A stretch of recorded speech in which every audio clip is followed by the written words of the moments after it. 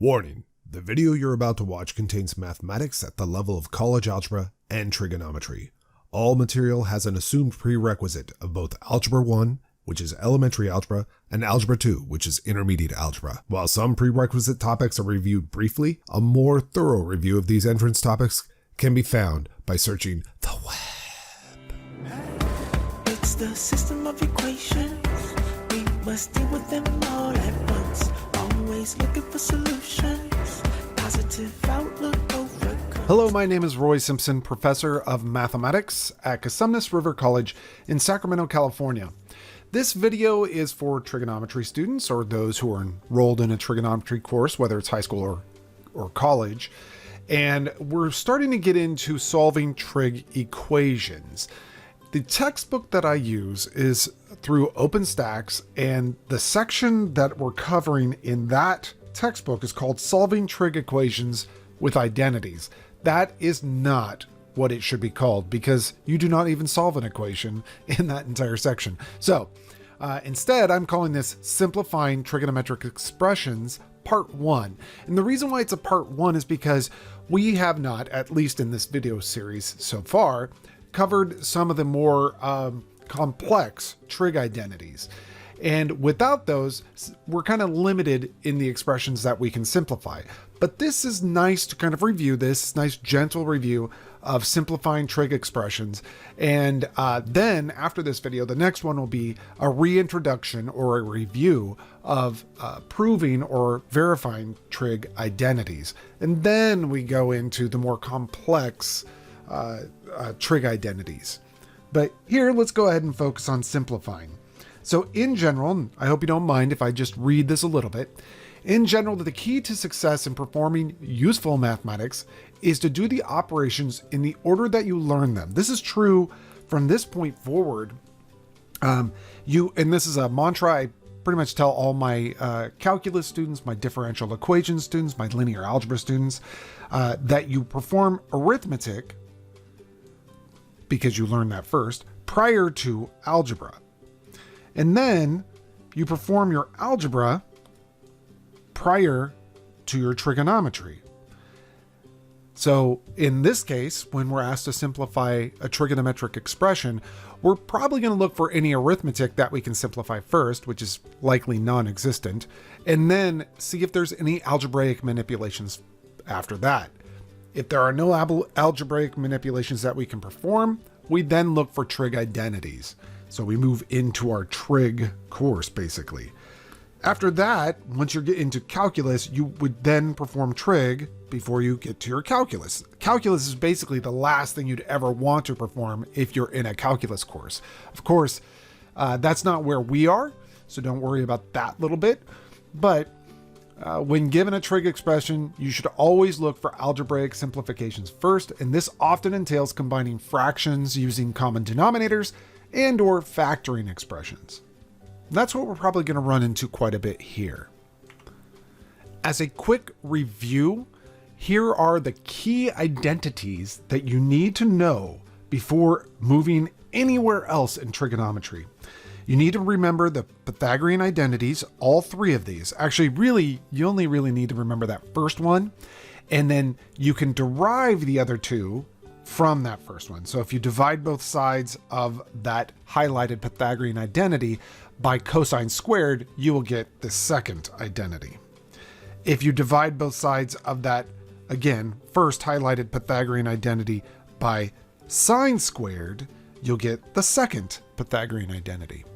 Also, just to let you know, these are often seen in many other manipulated forms. For example, you'll often see something like cosine of theta is equal to plus or minus the square root of 1 minus sine squared of theta. So essentially, they took the Pythagorean identity, the one that's highlighted here, and they solved for cosine.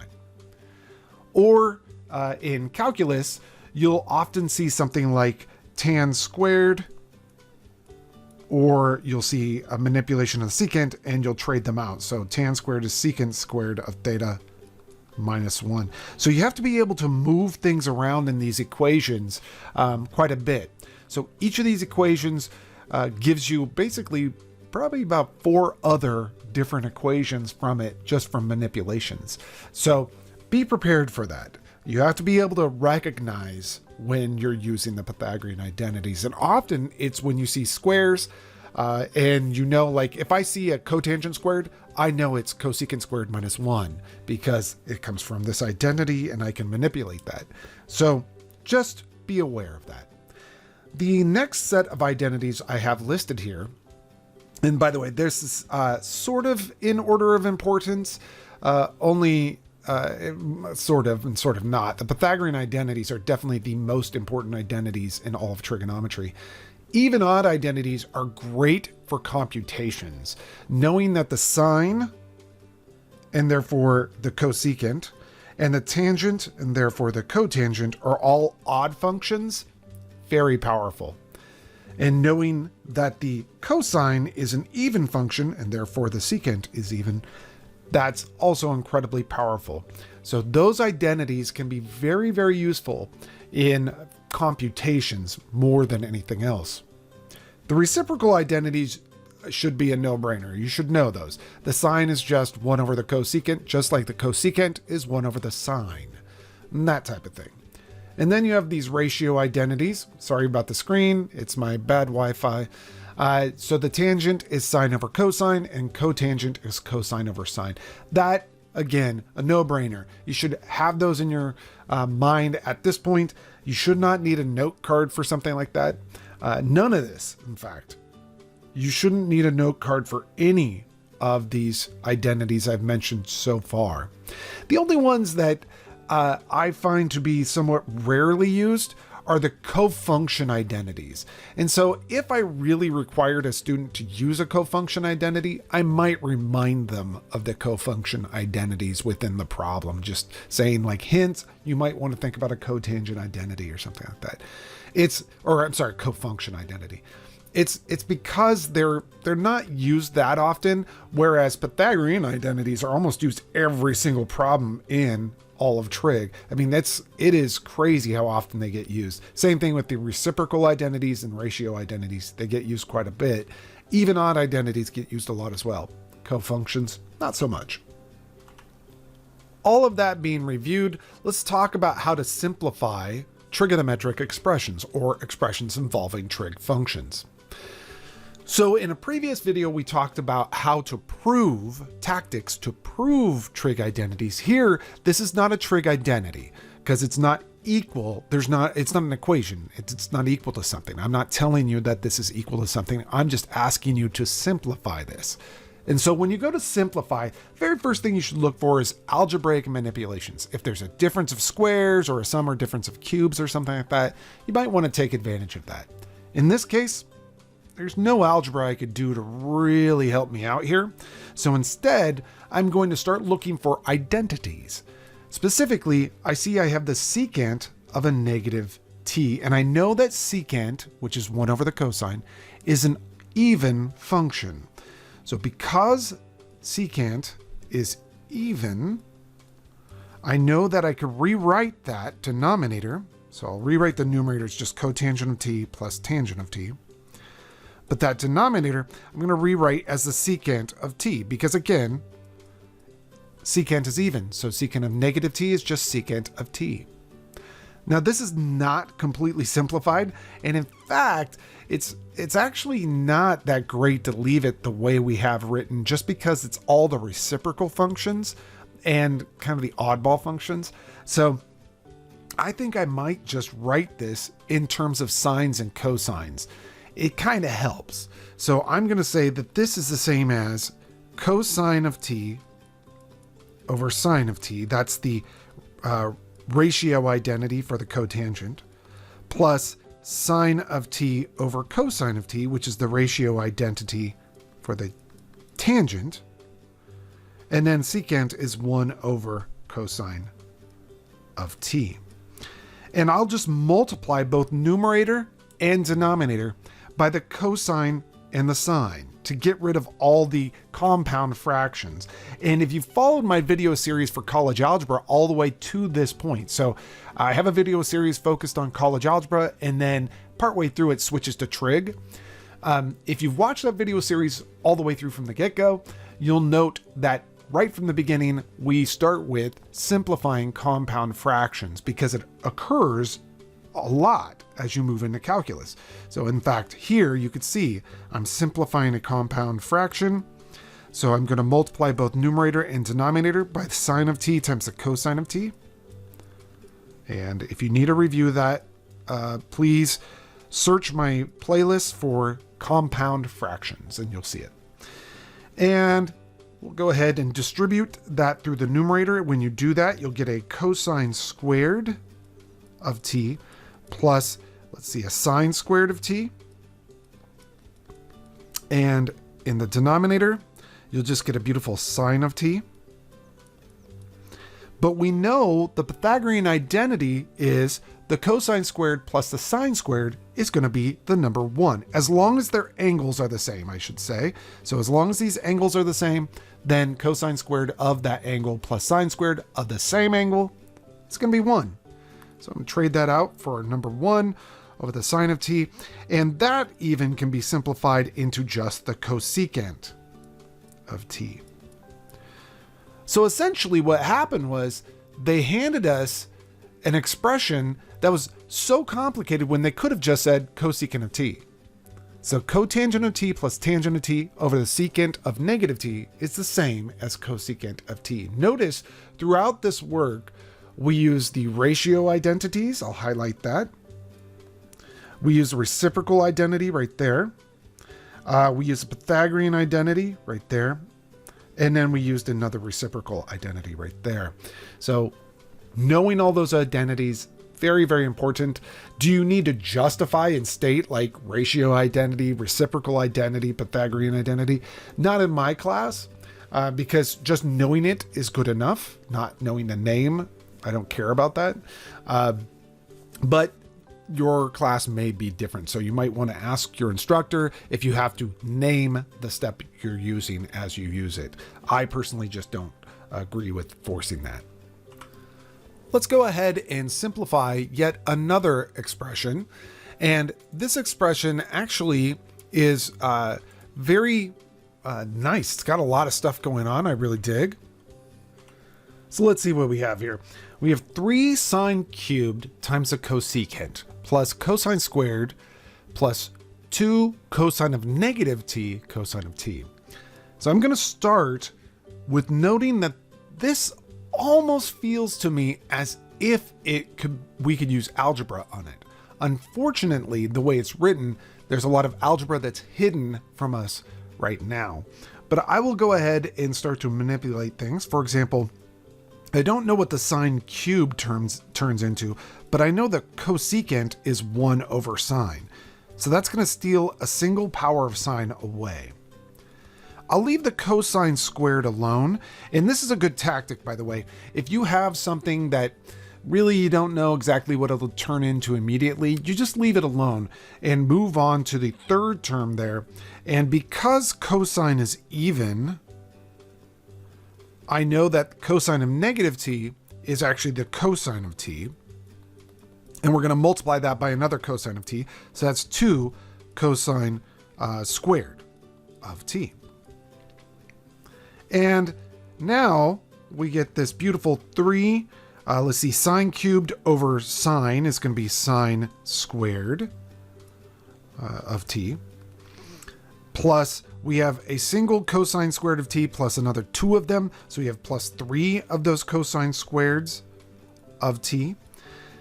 You can factor a 3 off of both of those to find out that you have actually a sine squared of t plus a cosine squared of t, which is a 1.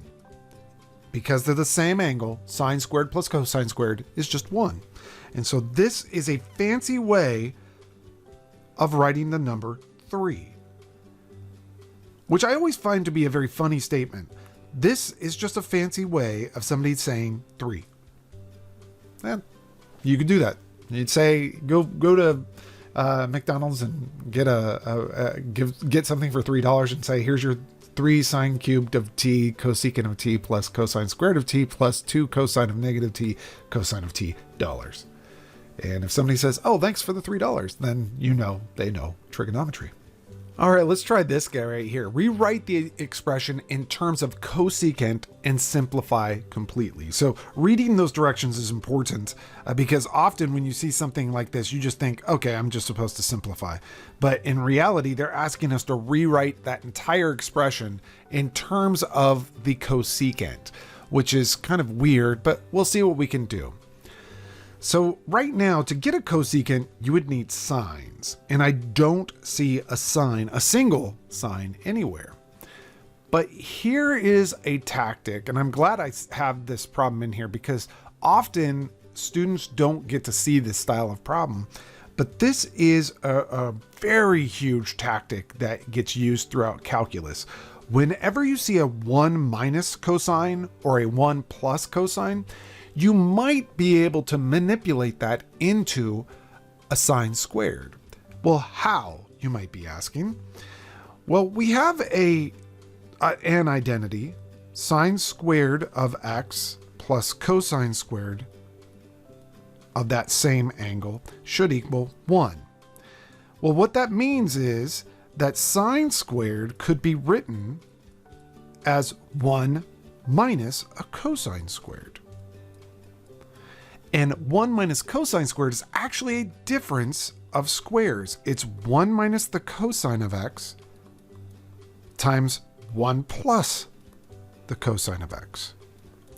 So now you could see that if I do have a 1 minus cosine and I decide I could multiply that by 1 plus cosine, but I'd have to multiply both numerator and denominator. Well, how can that apply here? Let's take a look. We have a fraction, 1 over 1 minus cosine, and another fraction, cosine over 1 plus cosine. If you want to simplify this, you usually want to combine these fractions using your algebra. And our algebra would say, find like denominators. Well, the common denominator, or the LCD here, which I'll write in blue off to the right-hand side, would be 1 minus the cosine of x times 1 plus the cosine of x. So using our knowledge of algebra, we could go to that first fraction and multiply both numerator and denominator by 1 plus the cosine of x. So I'll just say it's a 1 over quantity 1 minus cosine of x. But we're going to multiply both top and bottom, numerator and denominator, by 1 plus the cosine of x. That is totally legal to do because 1 plus cosine divided by 1 plus cosine is just the number 1. So all you're really doing is multiplying that first fraction by the number 1. And then we have the subtraction of the second fraction, cosine of x, over the quantity 1 plus the cosine of x. And again, if you want these two fractions to have the same denominator, you'll multiply both numerator and denominator of the second fraction by 1 minus the cosine of x. Again, 1 minus the cosine of x. And then you do the distributions, right? Now we can say, well, this is equal to, by the way, that's equal to this top fraction. So the top fraction is equal to that, or top expression is equal to that. And then our manipulation is now going to equal a big fraction bar where the denominator is 1 minus the cosine of x. I'm kind of taking my time here so that I don't lose anybody. 1 plus the cosine of x. The numerator is going to be a 1. I'll write it in blue, actually. Numerator is going to be a 1 plus cosine of x. And then, let's see, again, I'm going to write this in green. I have a negative times a cosine here. And I'm going to distribute that to each of these two terms. So I'll have a negative cosine of x times 1. And then I'll have a negative cosine times a negative cosine, which is a positive cosine squared. All right. Let's see what happens here. Well, in the denominator, 1 minus cosine times 1 plus cosine, that's going to be 1 minus cosine squared of x. It's a difference of squares. In the numerator, we get these middle terms that cancel beautifully, and we end up with just a 1 plus cosine squared of x. But 1 minus cosine squared. That's a sine squared. Again, let me zoom out and just show it up above. 1 minus cosine squared is the same thing as a sine squared. And remember, we want to get things in terms of cosecant. So that's why we're doing this. So we're going to go ahead and write this as, let me get down here. 1 plus cosine squared of x over a sine squared of x. And you say, great, how can I write that as a cosecant squared? Well, we do know from our arithmetic that if you have a plus b over c, you could break it into a over c plus b over c. You can break that fraction apart. So that's what I'm going to do here. 1 over the sine squared of x plus cosine squared of x over sine squared of x. Now, by the way, if somebody's really good with trig, they'll note that there are faster ways to do this, but I'm just really trying to showcase actually, I don't know if there is a faster way of doing this, but I'm trying to showcase the step-by-step process. Now, we do know the reciprocal identities. 1 over sine is actually equal to the cosecant. So 1 over sine squared, which is what we have here, is going to be the cosecant squared. Oops, that's supposed to be an S. Cosecant squared of x. Plus cosine squared over sine squared. Well, we know cosine over sine is cotangent. So cosine squared over sine squared is cotangent squared. Now you might say, wait a second. I thought you didn't want anything other than cosecant squareds there.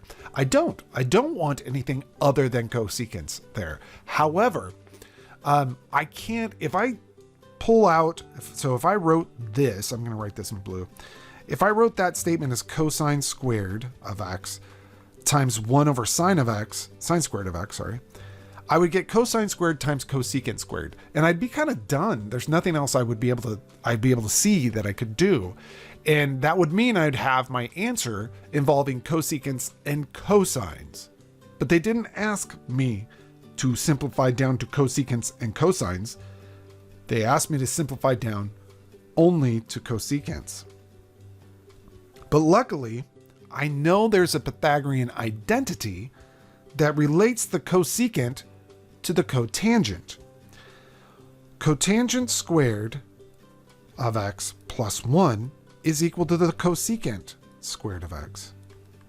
Again, I mentioned a few moments ago that knowing these identities is going to be crucial. If you subtract 1 from both sides, you'll see that whenever you have a cotangent squared, it's the same thing as having a cosecant squared minus 1. And so I can trade out that cotangent squared for a cosecant squared minus 1. So plus cosecant squared minus 1. Or in other words, 2 cosecant squared of x minus 1. And we have successfully written the original expression, that terrible looking initial expression. Sorry about all the weirdnesses with my screen. I'm actually projecting from my laptop to my desktop and recording on my desktop. Anyhow, we have simplified this initial expression here into an expression only involving cosecants. That's what they asked for. All of these manipulations, we are using identities that we know from previous work. All right, this is one of my favorite problems. I had a slight typo in the block up above, so I just blocked it out. But simplify this expression. So this showcases a few skills all at the same time. First thing you need to do is you need to be able to just spot, like out of nowhere, be able to spot a difference of cubes. And that's what we actually have in that numerator. That numerator is a, let's see, I'm going to write it this way. It is a 2 sine of theta being cubed minus a 1 being cubed. So that's the very first thing you need to see. Remember, algebra before your trigonometry. Now downstairs, there's actually some algebra before trigonometry that I can do, but I'm still going to go ahead and take advantage of a very obvious identity. The obvious identity that I'm talking about here is that the cosine of pi over 2 minus theta is the same thing as the sine of theta. That's the cofunction identity. So my rule of thumb when I say arithmetic before algebra, algebra before trig, and trig before calculus, that's a rule of thumb. And sometimes rules of thumbs can be sort of glossed over. In this case, I'm doing a little bit of trig beforehand because it will significantly reduce what the ugliness of that expression. So I'm going to trade out that cosine of pi over 2 minus theta for a sine of theta. So that denominator becomes a 4 sine squared of theta and then minus 1. Now I'm going to perform my algebra in the numerator at least. And in the numerator, we should know from our prerequisite algebra what a difference of cubes looks like. It's just 2 sine of theta minus 1 times 4 sine squared of theta, and then plus 2 sine of theta, and then plus 1. So that's how that factors in the denominator. Actually, you should be able to recognize that's a difference of squares. So this denominator right here, it's actually a difference of squares. That will factor to 2 sine of theta minus 1 times 2 sine of theta plus 1. So all of your algebra is you're still held responsible for that when you're in a trigonometry course. And you can see that these two factors cancel beautifully through division, and so then you end up with a 4 sine squared of theta plus 2 sine of theta plus 1, and this is all divided by 2 sine of theta plus 1. Now this problem is a very interesting problem in that I will have students that ask, isn't this simplifiable? Can't you simplify this further? And the answer is, that's not really the answer, but that's close to the answer. The answer is sort of. You can sort of simplify this. It's not a beautiful simplification, but you can sort of simplify this. Most people would be okay with what you have written here. But you do know that you could technically, I probably wouldn't have done it, but you could technically use the property from arithmetic. A plus B over C is the same thing as A over C. Oops, that was supposed to be an over C. I just combined them at once. Plus B over C. You could split this fraction into 2 fractions. And you would have 4 sine squared of theta over that 2 sine of theta plus 1. Plus 2 sine of theta plus 1 over 2 sine of theta plus 1. And you can see why that's an attractive split, because the 2 sine of theta is plus 1 on the second fraction would cancel. But I don't think that's any cleaner than our original statement. Our original statement was that we had the single fraction, 4 sine squared minus 2 sine plus 1 over 2 sine plus 1. The modified statement here is, I'm going to write this as 4 sine squared of theta over 2 sine of theta plus 1 plus 1. I don't know if that's any simpler, honestly. And I just realized that when I erased something, I erased my plus sign, but I put it back in. That's supposed to be a plus sign there. I just had erased it accidentally. So anyhow, getting back to the point, this answer that I've just highlighted is just as good as that answer. They're the same answer. So I don't really personally care. It becomes a heuristic method to know when to stop when you're simplifying. And generally speaking, a single fraction is better than 2. So I generally like to stop at a single fraction if I can. That's kind of the rule of thumb in all of mathematics. If you can get down to a single statement versus multiple statements, that's pretty awesome. So, but again, it's completely heuristic. If you don't know what that means, it means that knowledge will come through practice. The more you practice problems, the more you start getting a feel of when it's okay to stop. Because if you continue trying to manipulate this expression and you get to here and then to here and you keep moving forward, you'll find that you gain no ground. You would have been better off having stopped at this very first expression. Again, it just comes with practice. All right, so that ends out this video. And like I said, in the next video, we'll talk about a review of how to prove identities or verify identities that mean the same thing. It's the system of equations. We must deal with them all at once. Always looking for solutions. Positive outlook overcomes obstacles getting in our way. Cause affects more than we can sometimes see. Things for what they are and work together until you feel at peace. Says, listen close. Don't talk too much that isn't kosher. You may really hurt inside. It doesn't justify you to speak too loud and cry.